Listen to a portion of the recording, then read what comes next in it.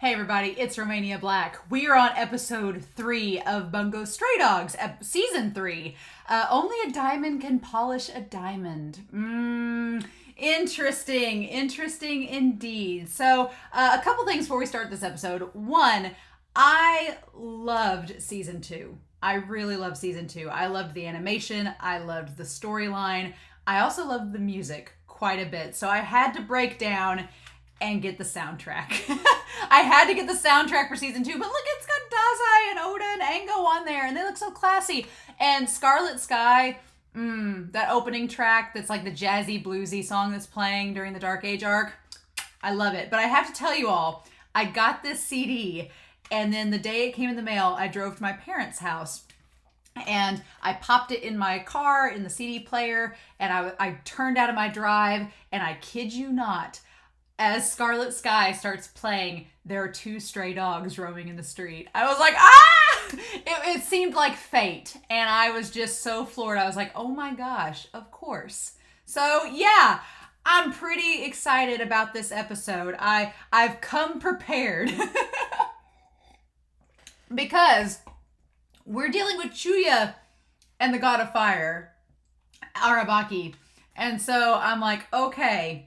Last episode, I was going to research Randou for this, and then I realized we never got the title of Randou's ability, so I can't research him. So I'm going to hold off on that one for a bit. And I thought about doing Mori, but then I want to hold off and do Mori later, because some people have commented that he's going to have a role in season 3, and I was like, well, I'll just wait and do him later. But yeah, so, and I've already done Chuuya and Dazai, so, you know.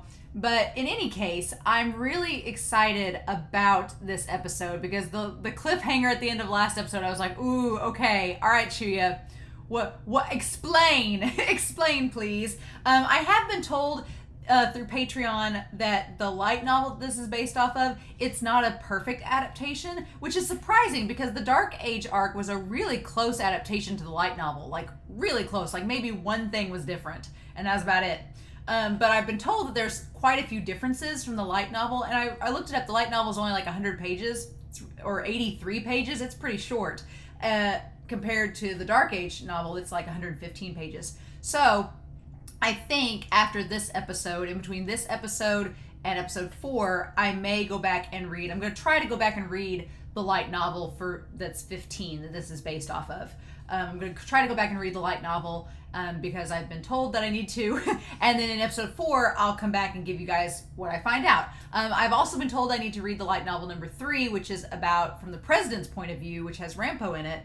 And I really want to do that too. So my goal, I've read volume 4 of the manga. Volume 4 of the manga kind of finished up season 1. So volumes 1 through 4 of Bungo Stray Dogs covers season 1. So if you go to my Twitter page, you'll see that I've been commenting. I did like a little live tweet thing of volume 4. And so I'm going to do a little hiatus from the manga volumes for now and focus on reading the light novels, light novel number 3, and then obviously the 15 light novel, and talk about those. Hopefully, I'll definitely talk about number 15 when I do the episode 4 reaction, and then hopefully by episode 5 I'll have read the light novel number 3, which is Untold Story, and then be able to comment on it. So I like the light novels for Bungo Stray Dogs. I didn't know how I'd feel about them because if it's not like from the original creator, sometimes, you know, the tone and stuff doesn't match up well, but it does feel like Bungo Stray Dogs. So I'm like, cool.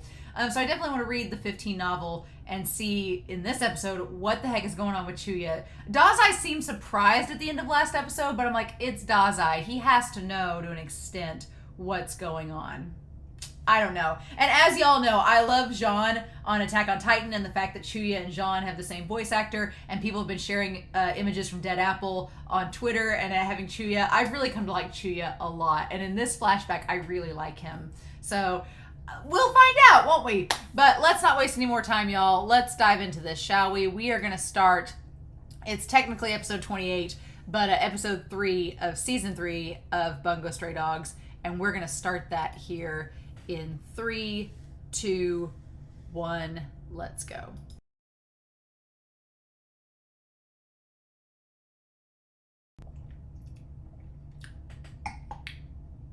This episode, dropping some things on us. Oh my gosh.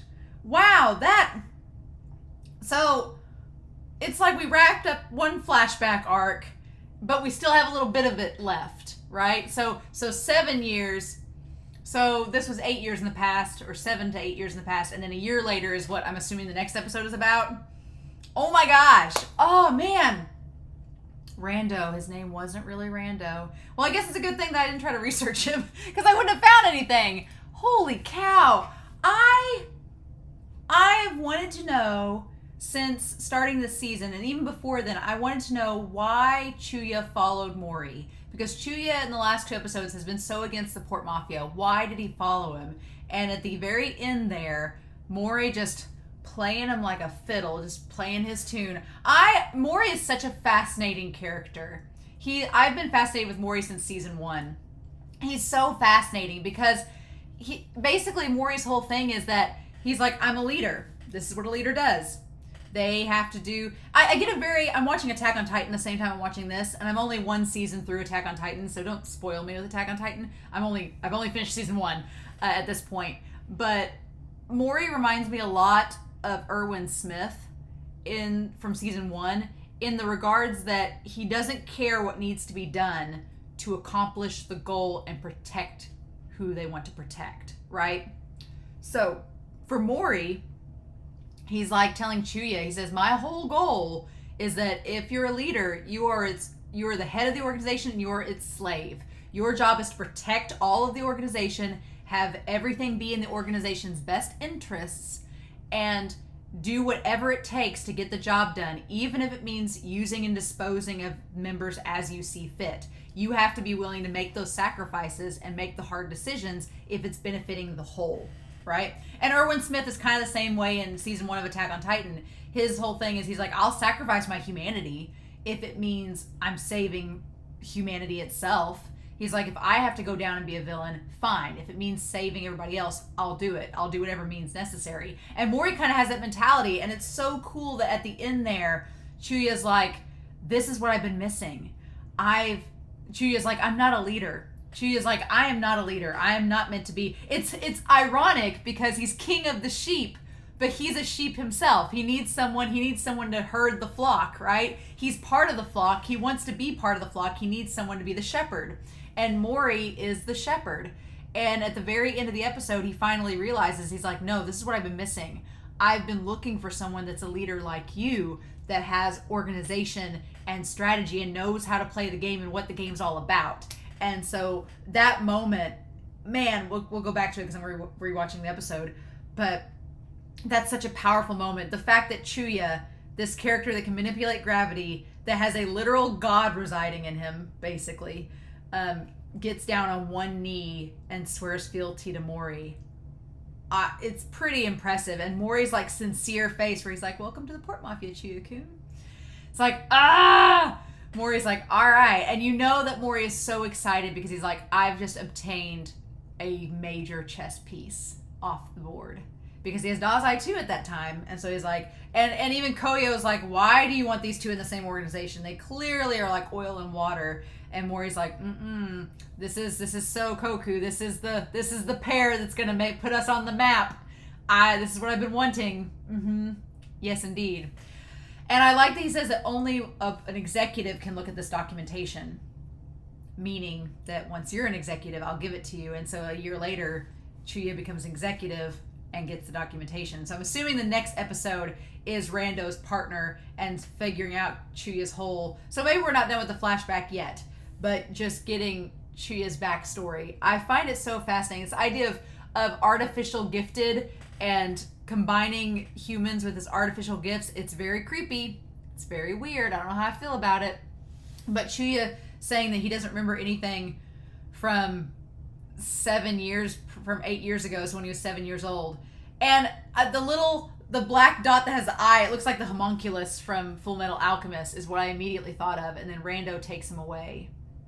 And then at the very end there, Randou, he establishes that he had to let go of the energy source of Arahabaki to let him go and escape, and that's when he chose Chuuya as the vessel for him. It's very interesting. So Chuuya is the vessel, and I like that when he gets the patterns on his arms, it forms the eyeball too. So he basically is harboring this entity, this like demigod inside of him. And cool. Cool. We've established Lovecraft's a thing in this show, so I'm not surprised. But I didn't expect Randou to be a spy working for the Western, I'm assuming for the Guild. I'm assuming for either the Guild or the Clock Tower. I'm assuming it's the Guild when he says Western.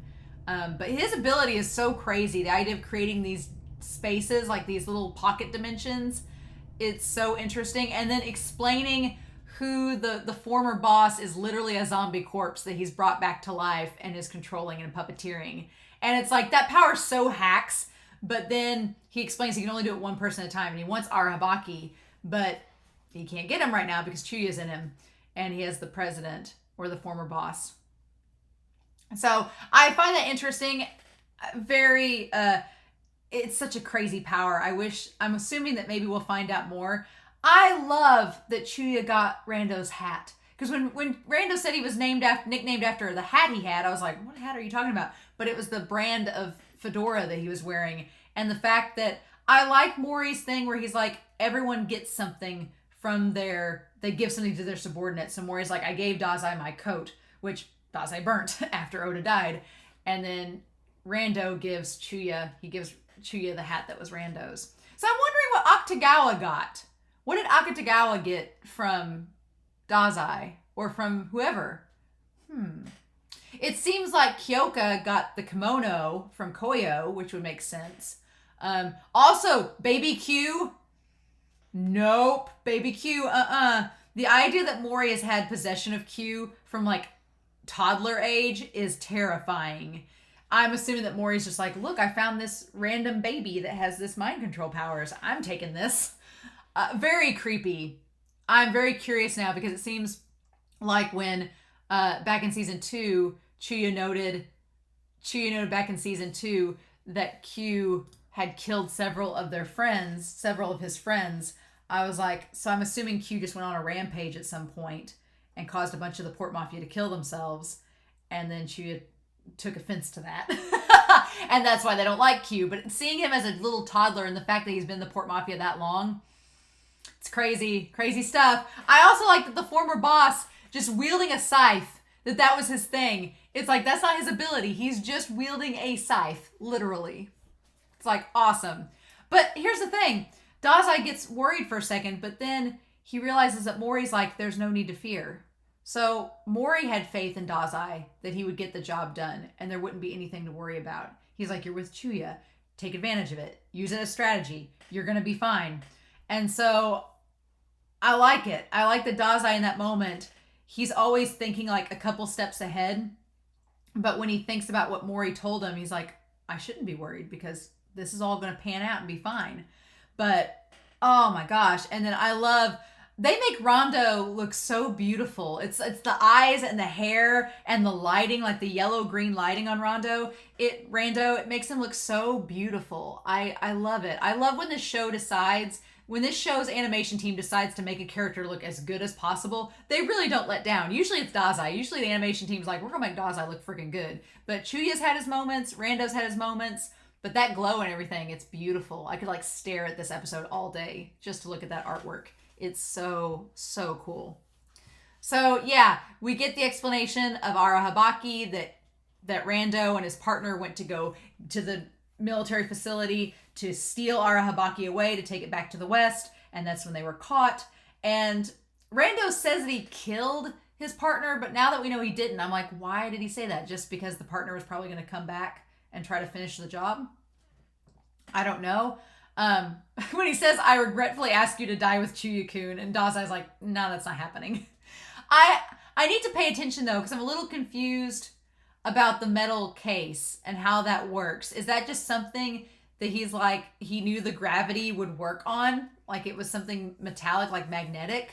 I'm so curious. I need to watch that part again because I feel like I missed something with that. I was so like, ah! But yeah, and it makes sense because if you look at Randou's power now, their powers always are in the language that they are, and Randou's is in English. So yeah, it makes total sense that Randou's from the West and that he's a spy because his ability is encased. There's some Japanese mixed in there, like he's a spy, so he's no Japanese. So there's Japanese mixed in there, but there's also English too. That's really cool. that's a nice subtle little animation thing to kind of let the audience know that, yeah, he is a spy. And so I love this conversation between Dazai and Chuuya real quick, where Chuuya's like, I thought you were wanted to die. You were a suicidal maniac. And Dazai's like, death isn't the opposite of life. It's just a component of it. It's part of the process of life. Life itself is the process, and death is just a component. It's not an opposite of it. And it's like, And that's kind of like a neat little kind of subtle nod to being like, Chuuya and Dazai are not opposites. They're just both components of the port mafia that happen to work towards the same goal. So it's kind of cool. But I like that Dazai's like, it kind of goes back to what he tells Oda. He's like, I joined the port mafia because they're constantly in the face of death. And so he's like, what better way to flirt with death than to constantly be surrounded by it? And so he's like, and this kind of is the precursor to that mentality where he's like, well, the port mafia is letting me flirt with death, but I don't have to, it's kind of on my terms. And then I love Chuuya just sums it up. He's like, so in other words, a suicidal maniac wants to live. That's basically what's come down to. And God, these two, their chemistry as characters is so freaking good. I get what you're saying. I get it now. Back in season 1, I was like, oh, they just kind of seem like they're antagonistic towards each other. After Dead Apple, after season 2, and now this episode, I'm like, no, I get it. I get it. They work together so well. But it's not like, it's funny, because Dazai and Kunikita work really well as a duo, right? We established that back in season 1. But the funny thing is that Kunikita and Dazai don't have the chemistry that Chuuya and Dazai do. That banter and stuff is so, like, it's just so natural. And so then, okay, Randou used his power to move the force field away from Chuuya and to keep Dazai separated. And Dazai's like, look, I figured it out. So I wanted to go back and see. And I love that Chuuya just using his legs all the time instead of his hands, because the hands are going to activate the corruption, right? And then Randou giving his whole spiel. And then he tries to attack Chuuya, and Chuuya soaked up the impact. And then I love that Chuuya's like, you want me to tell you why I was keeping both my hands tucked away until now? And I missed this part. He's like, I thought if I ever felt like I was about to lose, that feeling might give me a reason to be fond of my humanity. Oof. So yeah. And then of course Randou's like, yes, all right. Once I get you, everything's going to be fine and dandy. And Dazai's like, come on, Chuuya. So he's been manipulating the ground with his gravity powers. And he's like, and Dazai's like, yep, I got this. And then, of course, Dazai's like, well, Dazai always comes prepared. Don't ever trust Dazai when he has a broken arm, because it's not a broken arm. It's either a bomb or it's something that sends him flying back to reach Chuuya. And, of course, he tries to, like, move the space away from Chuuya, and it doesn't work because that's how gravity goes. And then Dazai manages to touch the border and Chuuya, and then erases the ability. Clever shrews indeed. And without the subspace, the old boss can't be there anymore either. And then yeah, Chuuya basically just punches him to his death, like to the ground. And it actually works. He actually dies getting smashed to the ground. Usually the characters would be like, oh, I'm just got a broken leg. It's like, nah, he did. Damn. I love it. And I love that Dazai actually gets to punch him through the mouth. That's great. That is great. But, man. And I love that the markings on Chuuya's legs kind of match with the scar across Dazai's chest. And so Randou spills the beans about him and his spy partner. And the spy partner obviously got away. And then Arahabaki escaped and inhabited Chuuya. So I'm curious to know any more details about that. I guess we'll find out. But, damn. I didn't expect it to get over that soon. And then, yeah, Randou dies. So the question is, so we get Chuuya at this gravesite, and it reminds me a lot of when Dazai visited Oda in Dead Apple. And so we don't know whose grave it is, right? We don't know whose grave it is, Seaside. That part is not made clear to us at all, which is interesting. And they took all the records that you collected on Arahabaki. So is he talking to Randou? Because he said, what a pain in the ass even in death. Thanks to you, I have no leads. So I guess it is Randou's grave.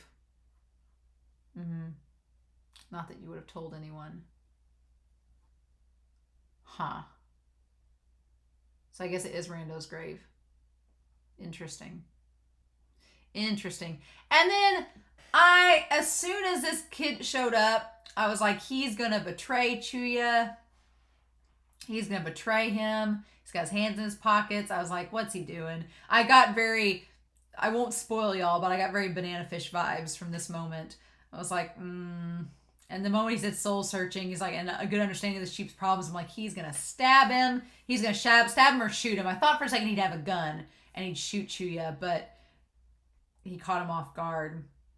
And then, of course, because they're, just guys in the slums, he just coated it with rat poison. And aligning themselves with the SS. But here's the thing. Man, Big Brain Dazai, he planned this all out from the very beginning of the season. The moment they were in that arcade and he made that phone call, he planned this whole thing out. He wanted to plant the seeds of doubt in those kids and to get them against Chuuya so that Chuuya would be put in this situation, so that Dazai, waiting at the bottom, was like, I can recruit you. And then that gives Dazai and them permission to take out the SS. And also, Chuuya said, don't take out the kids. We'll see if that actually happened or not. But for them to take out the SS and stop the sheep at the same time. Dazai, big brain, dude. And just blackmailing him. And I love that Chuuya's like, you piece of shit. You bastard. How dare you? But it's like, the way he says it, he's almost like, you knew this was going to happen. And I feel like Chuuya, even though he was King of the Sheep, he didn't like that title, because I feel like Chuuya at some point was going to leave them no matter what happened, because Chuuya didn't want to be a leader. And he tried to throw all of his problems against the Port Mafia. And in the end, he's like, I was the fool. In the end, he ends up joining the Port Mafia. I love it. I love when he calls Dazai a devil. And she was like, I was ruining the organization. I'm not meant to be a leader. Because he's not. I like the idea that some characters are very self-aware and they realize that they're not meant to be leaders. Because not everybody is, right? There's a phrase, too many cooks in the kitchen. You can't have too many people trying to be leader, because then there's no order and there's no organization and things fall apart. There needs to be a clear-cut leader and everybody else helping them. And maybe helping plan things out, but not the one in charge of leadership. And so Dazai is not the leader. He's just in charge of the army and getting the massacre ready.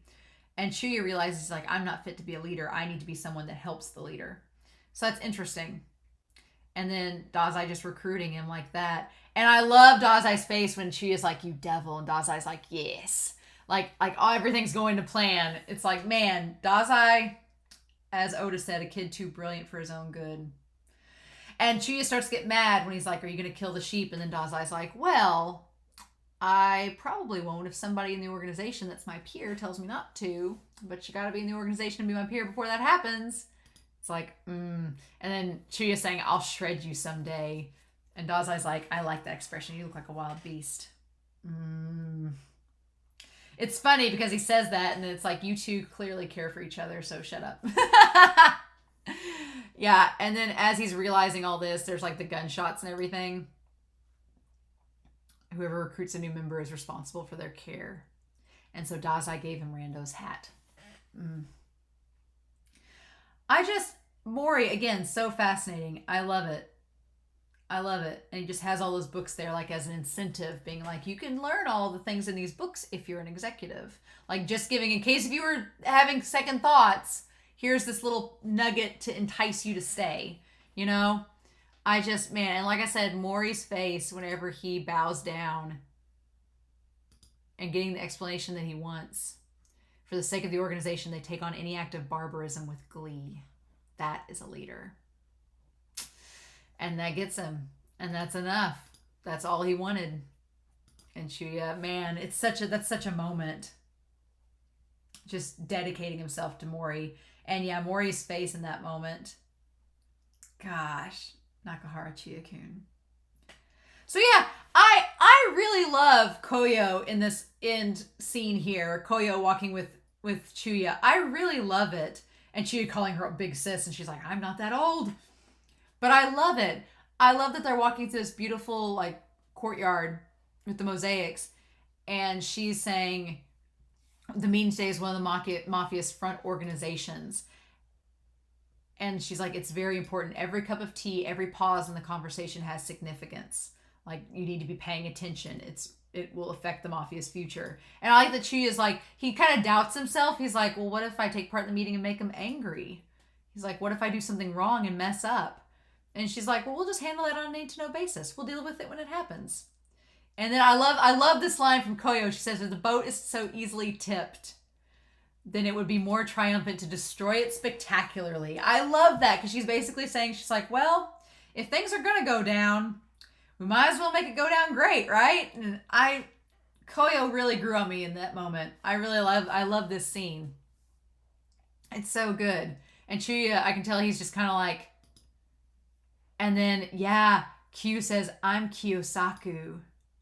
Let's play. Come on, let's play. And then Dazai says, fine, when you're older. And already has the doll and everything. And then, of course, it's like, what'd you expect, Dazai? Chuuya and him are together, of course.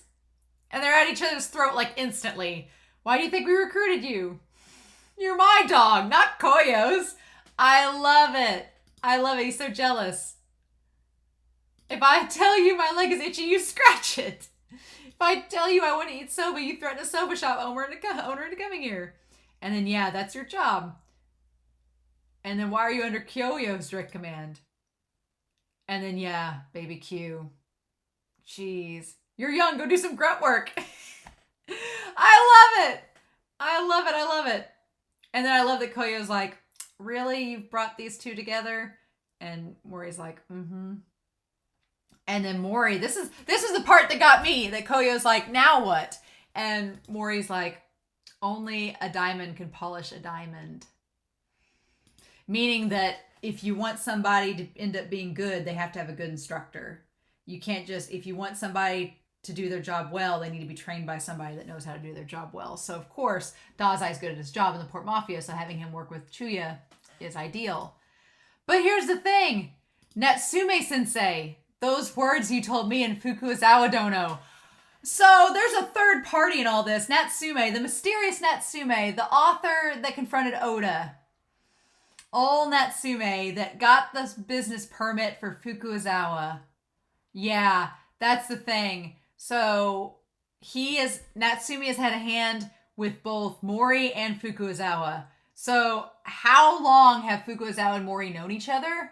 I mean, I'm shipping them, obviously. But how long have they known each other? How are they connected to NATSUME-SENSEI? Those words you told us. I'm going to find out if you were right. So, here's the thing. Natsume apparently told both Mori and Fukuokawa the same words. So, what were they? We've got to find that out, right? And then we go back to present day, and Ango's doing his report somewhere in Tokyo. Ango's doing his report about Chuuya, and he's finishing it up, also detailing what's going to be happening in the next episode. Damn! I didn't expect us to already be done with the flashback, but we still have another episode, and then obviously everything under Mori's new leadership excelled. And then another year later, Chuuya discovered the truth of his own emergence. So I'm guessing we're getting that next episode. Awesome. So it's not totally done with the flashback, but we're getting close there. So with that being said, my goal for the next episode is to read the light novel 15 and to read that for next episode. I'm pretty excited. If it starts getting into the part about the next episode, I'll stop. But I'm pretty excited to see what all is going to be happening. And then, of course, Ango's our narrator. And so I'm going to read that before episode 4 and then probably tackle the untold story after that. But this was a good episode. This was good. I've become more and more of a Chuuya fan each episode that he's in. So there's that. But I am curious to know your thoughts below. I'm curious to know what you all think, so please feel free to comment down below. Let me know what you thought of the episode. Please, no spoilers. But in the meantime, I hope you all have a wonderful week. Please stay safe, take care, and yeah, we'll be back next week with information about the light novel 15 and then more Bungo Stray Dogs. Bye.